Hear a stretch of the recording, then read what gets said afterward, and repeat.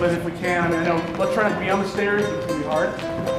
We're just going to do a little warm up here and kind of get ourselves loose. Angry pirates! 1, 2, 3, 4, 5. 1, 2, 3, 4, 5. 1, 2, 3, 4, 5. 1, 2, 3, 4, 5. 1, 2, 3, 4, 1, 2, 3, 4, 1, 2, 3, 4, 1, 2, 3, 4, 1, 2, 3, 1, 2, 3, 1, 2, 3, 1, 2, 1, 1, 2, 1, 2, 1, 1, 1. Well, the show was picked last year, and the planning was kind of nebulous for a while, as we had other things that we were working on, you know, Proof last fall.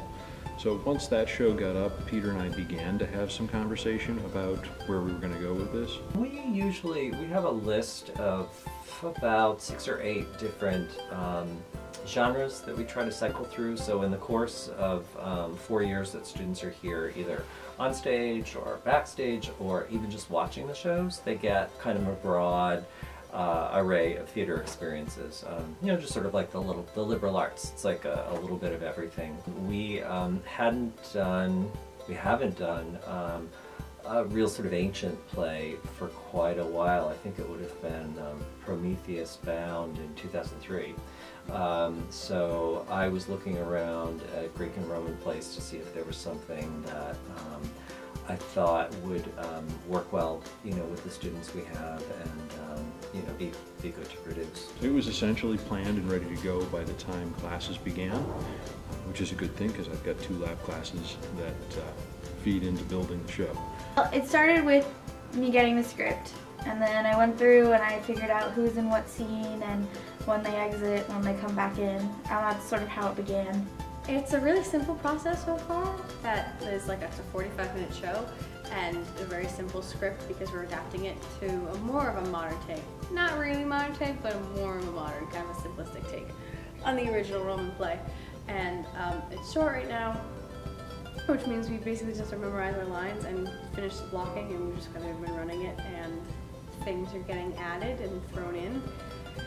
Well, I'm hanging out with Ian, who is my showing a lot more.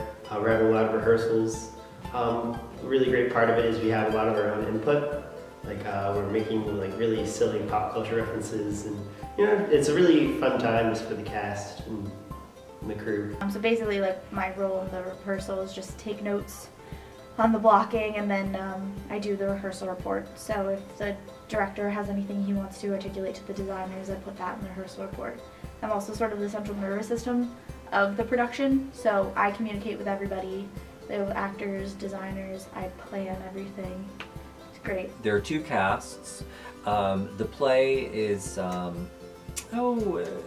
doesn't necessarily have the nicest representations of men and women, and you know, you kind of think, well, you know, why do we want to, you know, kind of bring this thing forth in the world again? And one of the ways that we're sort of combating that or playing with that is through the casting. And we've got one cast that is traditionally cast, if you will, with the men playing the male roles and women playing the female roles, and then we've got another cast that's completely the opposite. So women play men and men play women.